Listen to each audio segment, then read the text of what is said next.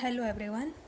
Let us start the Science Unit 7, Conservation of Plants and Animals. Right? In this chapter you will learn the following points. First is deforestation and its causes, consequences of deforestation, conservation of forest and wildlife, flora and fauna, endemic species, wildlife sanctuary, national park, red data book, migration, recycling of papers, and reforestation. Okay, all these points you will learn in this chapter. Let us start with the first topic, that is deforestation and its causes. Right? A great variety of plants and animals exist on earth. They are essential for the well-being and survival of mankind. Right? Today a major threat to survival of these organisms is deforestation. Right? We know that basically deforestation means what? Cleaning of the forest and using that land for other purposes.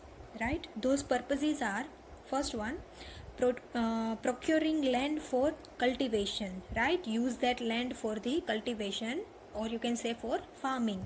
Right? Second reason is building houses and factories. Right? Third one is making furniture or using wood as a fuel. Right? Furniture is made from the wood. Okay, and using wood as a fuel. In some villages people uses the wood as a fuel. Right? So these are the say man-made causes. Right? Now some natural causes of deforestation are forest fire, right, and several droughts. Second topic is consequences of deforestation, means effect of the deforestation on us on earth. Right? Deforestation increase the temperature and pollution level on the earth. Right? It increases the level of carbon dioxide in the atmosphere. Right? And groundwater level also gets lowered. And deforestation disturbs the balance in the nature. Right? If cutting of trees will remain continue, rainfall and the fertility of the soil will decrease.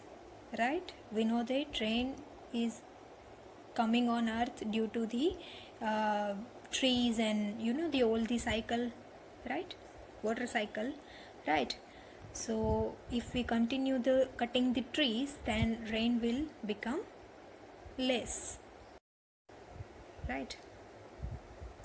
Moreover, there will be the increased chances of natural calamities such as floods and droughts. Right?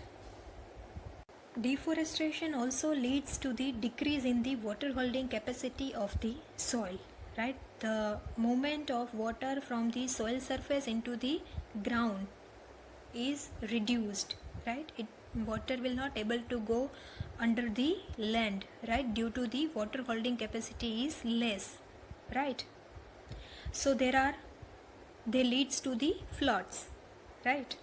The other properties of soil like nutrient content, texture, etc. will also get changed because of the deforestation. Right? So these are the all consequences, or you can say bad effect of the deforestation. Having become aware of the effects of deforestation, you may be thinking that how forest and wildlife can be saved, right? But our government have decided some areas that is called the protected areas, right?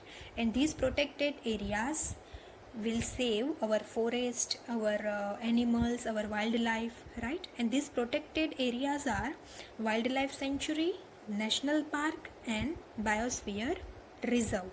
Right? We will study this in detail.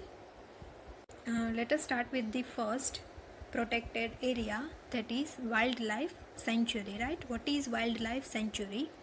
Okay, the area where animals are protected from any disturbance to them and their habitat, that kind of area or that kind of place is called wildlife sanctuary. Killing or capturing animals in general is strictly prohibited and it is punishable by the law in all such areas, right? In wildlife sanctuary you cannot kill or you cannot capture any animal, right? It is punishable, right? Wildlife sanctuaries are like reserve forest. Okay, they provide the protection and suitable living conditions to the wild animals so that they can freely move, they can grow, and they can have their habitats. Second protected area is a national park, right? What is national park? Areas reserved for the wildlife where they can freely use their habitats and natural resources, like the area where they can move freely, they can use their natural habitats and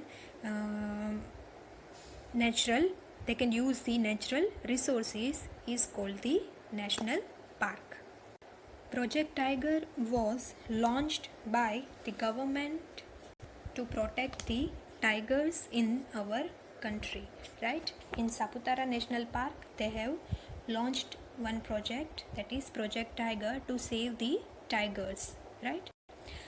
The objective of this project was to ensure the survival and maintenance of the tiger population in our country, right? You know that tiger is one of the many species which are slowly disappearing from our forest, right? But the Saputara Tiger Reserve is unique in the sense that they have kept the tigers, right? Different species of the tiger, right? So tigers have been seen in the Saputara National Park, right? Once upon a time that animals like lion, elephant, wild buffaloes, right, were also found in the Saputara National Park. Animals whose numbers are continuously decreasing, right, and they might face the extinction are known as the endangered animals. Third protected area is biosphere reserve, right? It is large area of protected land for the conservation of wildlife, plants and animals, animal resources and traditional life of the tribals living in this area, right? So for the conservation of plants, animals as well as wildlife, right, that place is called the biosphere reserve. Fourth topic is flora and fauna. Okay, some animals and plants typically belonging to a particular area, right?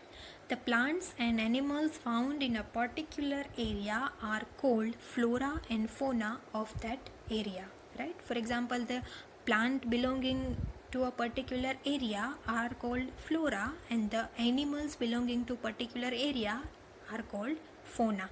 So this is the flora and fauna.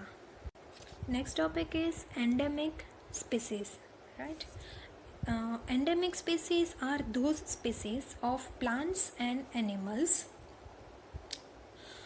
which are found exclusively in a particular area, right? They are not naturally found anywhere else, right? A particular type of animal or plant may be endemic to a zone, a state or a country, right? Some plants and animals are found in some area, right? Some in some particular state or in some particular country, right? Sal and wild mango are two examples of endemic flora of the Panchmati Biosphere Reserve, right? And Indian giant squirrel, right? and flying squirrel are endemic fauna of this area, right, of this Panchmati Biosphere Reserve. Means this this sal and wild mango tree and Indian giant squirrel and flying squirrel are only found in the Panchmati Biosphere Reserve, not anywhere else. This is called the endemic species.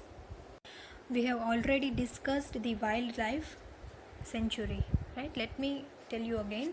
It is the area where animals are protected from any disturbance to them and their habitants, right? This place is called the wildlife sanctuary. Next is national park. We have discussed, right? What is national park? It is the area reserved for the wildlife where they can freely use the habitat and natural resources. This is called the national park. Let us start the next topic, that is the Red Data book. Okay, Red Data book is a source book which keeps a record of all the endangered animals and plants, right? Red Data book will keep the record of all the endangered animals as well as plants, right? Red Data book is maintained by an organization, right? India also maintains Red Data book for plants and animals found in India. Now let us start the next topic, that is migration. Do you know the meaning of migration? Migration means to move from one place to the another place. That is the migration, right? So here in migration you will learn about the migratory birds, right? Birds going from one place to the another place. Why? Let us see that. Migratory birds flying to far away areas every year during a particular time because of the climatic changes, right? They fly for laying eggs as the weather in their natural habitat become very cold or inhospitable, right? Bird distances to reach another land are called migratory birds. Let us start now recycling of papers, right? Do you know paper can be recycled 5 to 7 times for use, right? If each student saves at least one sheet of paper in a day, we can save many trees in a year, right? We should save, reuse used papers and recycle it, right? By this we can not only save trees but also we are saving the energy and water needed for the manufacturing of papers, right? Moreover, the amount of harmful chemicals used in a paper making will be also reduced, right? So we should not waste the paper, we should reuse it, we should recycle it, right? Recycle means what? Making the waste papers to the useful.